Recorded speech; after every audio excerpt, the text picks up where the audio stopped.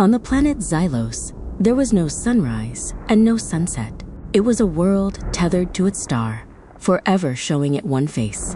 This was the Dayside, a land of crystalline rock and perpetual, brilliant light. On the other side was the Nightside, an empire of eternal darkness lit only by the soft glow of giant living fungi. Between these two impossible worlds lay the Glimmerbelt, a thin ribbon of endless twilight where the day met the night. The Xylans who lived in these realms were as different as the light they knew. Kale was a Daysider. Like his people, he was logical and lived by the rhythms of the Great Bloom, the daily pulse of energy from the sun fruit that sustained them. Their lives were orderly, predictable, and safe. But Kale was different. While others charted the sun's energy patterns, Kale listened to the stories of the Glimmerbelt traders, tales of glowing forests and creatures who painted with light. He dreamed of shadows, a concept as alien to his people as silence. Far from Kale's sun-drenched fields, in the cool, silent dark of the Nightside, lived Lyra. Her world was a forest of colossal, bioluminescent mushrooms that pulsed with a soft, internal light.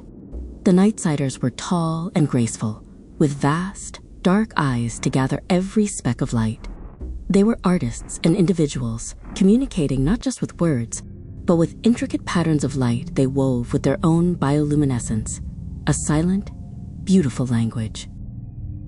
Lyra was a master light weaver. She could create shimmering portraits of sleeping creatures and tell epic stories in cascades of flowing color. Yet she was filled with a deep curiosity for the one thing her people feared, the great blaze beyond the horizon. The elders spoke of it as a destructive, blinding force that could burn their sensitive eyes and bleach the very soul. But Lyra wondered if it might also be beautiful. Then, something began to go wrong. The unblinking eye of the sun, for the first time in memory, seemed to dim. On the Dayside, the Great Bloom faltered. The sunfruit, usually bursting with energy, grew pale and withered on their stalks. A strange and unwelcome coolness crept into the air. Kale felt a knot of fear tighten in his chest as he watched his family's grove fail.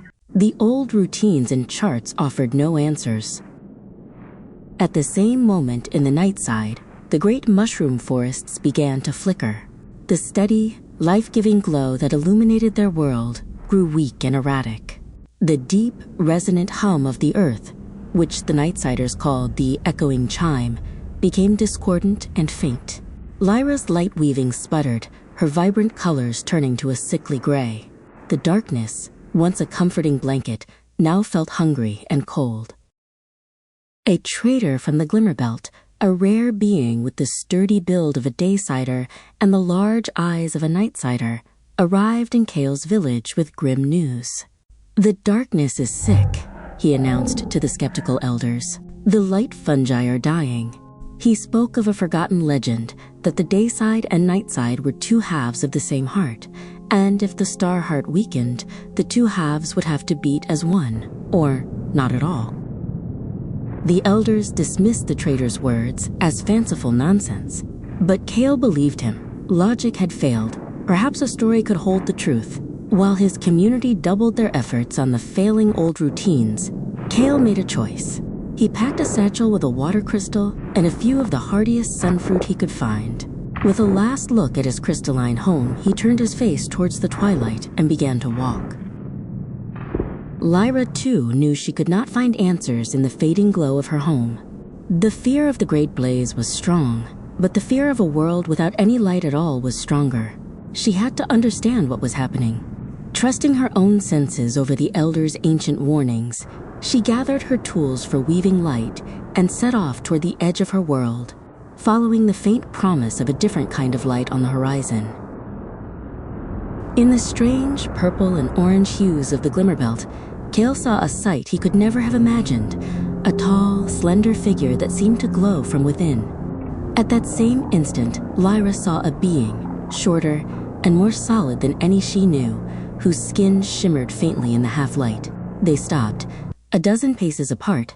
The boy from the world of endless day and the girl from the world of endless night stared at each other, one squinting in the dimness, the other shielding her sensitive eyes. Two worlds, one fate, and a story just beginning.